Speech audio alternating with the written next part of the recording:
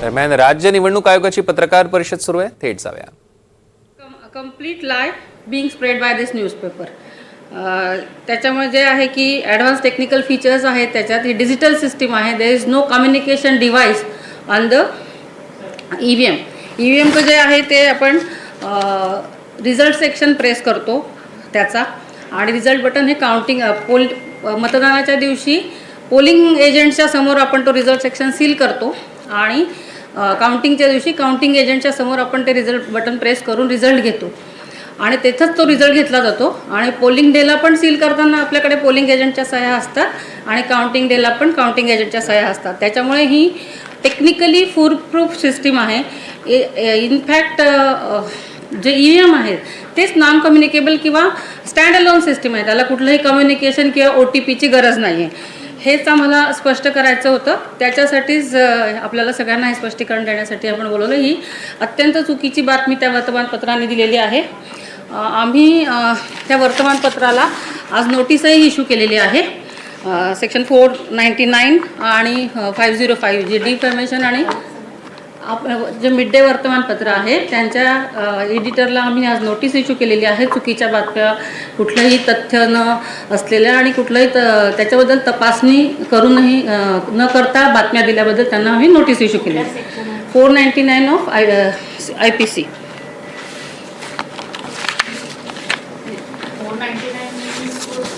Defamation, yeah. 499 is defamation and 505 is false news, rumors.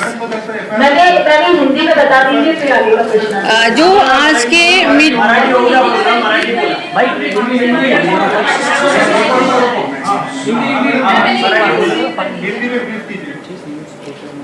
जो आज एक मिड डे न्यूज़पेपर में एक खबर आई थी कि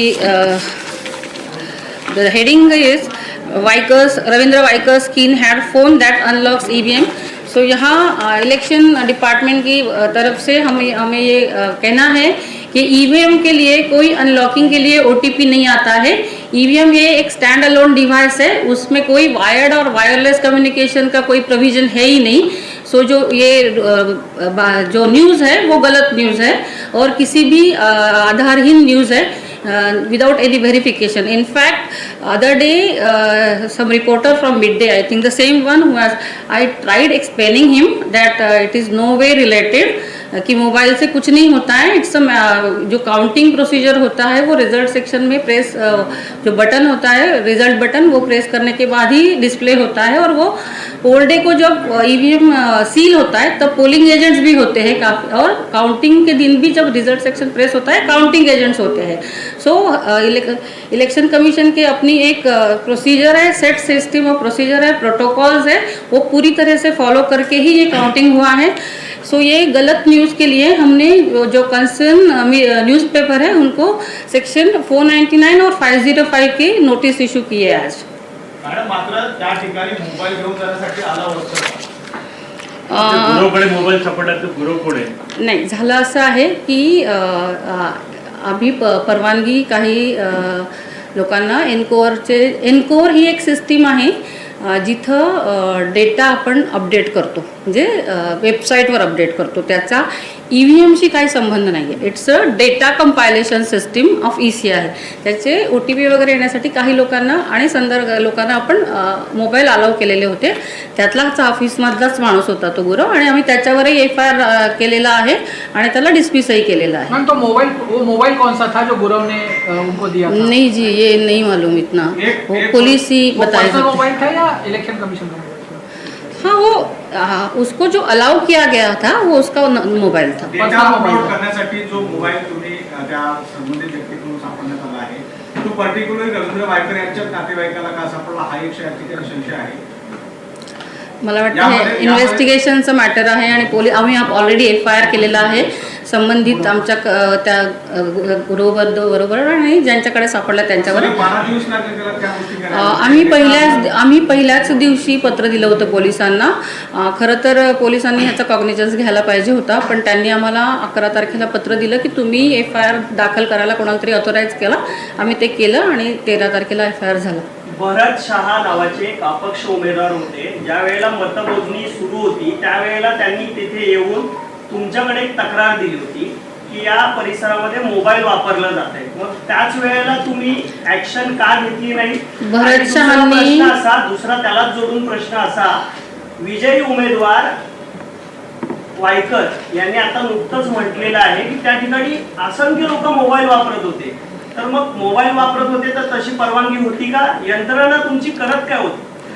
पहिली गोष्ट तर भरत शहानी माझ्याकडे अशी कुठलीच तक्रार दिली नव्हती.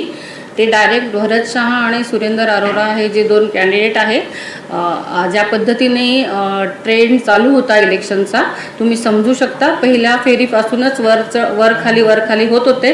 त्याच्यामुळे ते संबंध काउंटिंग प्रोसिजर स्टॅट्युटरी असते, संवैधानिक असते, ती मी करत होते डायसवर. आणि सुरेंदर अरोरा आणि भरत शहा एका माणसाला घेऊन आले की ह्याच्याकडे मोबाईल आहे, मला काउंटिंग प्रोसिजर जास्त महत्त्वाची आहे, त्याच्यामुळे मी माझ्या एका अधिकाऱ्यांना सांगितलं की यांना पोलिसांच्या ताब्यात द्या. त्याच्यापूर्वी कुठलीही कंप्लेंट भरत शहानी माझ्याकडे केलेली नव्हती. या प्रकरणामध्ये तुमच्यावरही आरोप केला जात आहे की तुम्ही वारंवार मोबाईल घेऊन रेस्टरूमला जात होते. अशा कोणत्या व्यक्तीला बोलत होते? तुमच्याकडे अशी कोणती माहिती तुम्ही बाहेर देत होते? माझ्याकडे माझा मोबाईल टेबलवरच होता आणि मी वारंवार जात नव्हते. जर नॅचरल काही गोष्टींसाठी जावं लागलं तर मला वाटतं त्यातनं काही वेगळा अर्थ काढू नये. मैम क्या इलेक्शन कमीशन इसके अंतर्गत जांच करेगा? पुलिस अपनी जांच कर रही है, लेकिन क्या इलेक्शन कमीशन भी कोई जांच करेगा? पुलिस का इन्वेस्टिगेशन हो जाने दीजिए, फिर इलेक्शन कमीशन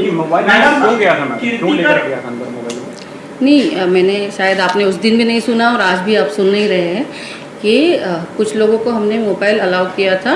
अनफॉर्चुनेटली हमारे आदमी से, वो जो आदमी था उससे उन्होंने कैसे पता नहीं हासिल किया वो मोबाइल, तो हमने जो भी कंसर्न फॉल्टी है, गिल्टी है, उसके ऊपर हमने FIR लॉन्च किया है. मॅडम कीर्तीकरांनी तुमच्याकडे सीसीटीव्हीची मागणी केलेली आहे. त्यावेळेला ज्या वेळेला मतमोजणी झाली त्या दिवशी तुम्ही त्यांना सांगितलं दुसऱ्या दिवशी तुम्हाला जे सीसीटीव्ही आहेत ते देऊ. मात्र 10 दिवस झाले तरी त्यांना सीसीटीव्ही देण्यास आता तुम्ही नकार दिलेला आहे. सीसीटीव्ही देणार आहेत की नाही, काय नियम सांगतो? तुम्ही जे निकेश राणा सांगितलं आदल्या दिवशी सीसीटीव्ही देतो आम्ही कुठे? नाही, मी देतो असं नाही म्हणलं, देतो असं नाही म्हणलं. मी त्या दिवशी त्यांना फक्त म्हणलं की अजून ते आलंच नाही आहे. ओके. आणि इलेक्शन ही स्टॅट्युटरी प्रोसिजर आहे, तिथं कुठलाही कायदेशीर तरतुदींचं पालन न करता गोष्टी करता येत नाही. आणि आता निवडणूक संपल्यानंतर जे मटेरियल आहे ते जे आमचे असंवैधानिक लिफाफे असतात, CU BU जे काही EVM आहेत ते, आणि CCTV हे त्यातलाच एक एव्हिडन्स आहे.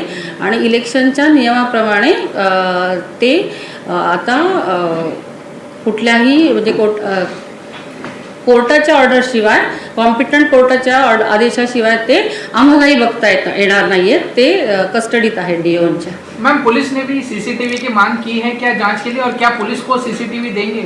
No, nobody will get the CCTV footage unless until there is a order from the competent court. वारंवार तक्रार करूनही तुमच्याकडून त्या गोष्टी करण्यात आल्या नाही ज्या गोष्टी करायला पाहिजे होत्या असा आरोप आहे. तर यामध्ये तुमच्याकडेही संशयाची सुरू आहे की तुम्ही रवींद्र वायकर यांना मदत केली आहे या प्रकरणामध्ये, असं आरोप केला जात आहे.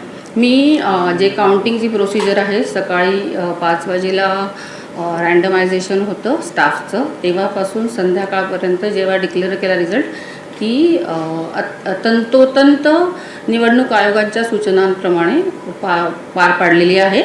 याच्यानंतर कोणी काय आरोप करतं, मला वाटतं हा प्रत्येकाचा वैयक्तिक प्रश्न आहे. मी आयोगाच्या सूचनांप्रमाणे प्रोसिजर जी आहे ती पूर्ण फॉलो करूनच मतमोजणीची प्रोसिजर पूर्ण केलेली आहे. मॅडम एक प्रश्न आहे, तुम्ही 5 तारखेला एक प्रेस नोट काढली या संदर्भात की नक्की काय घडलं, नियमावलीनुसारच हे घडलं असं तुम्ही सांगितलं. त्यामध्ये दुसरा पॅराग्राफ होता, त्याच्यामध्ये तुम्ही असं म्हटलंय की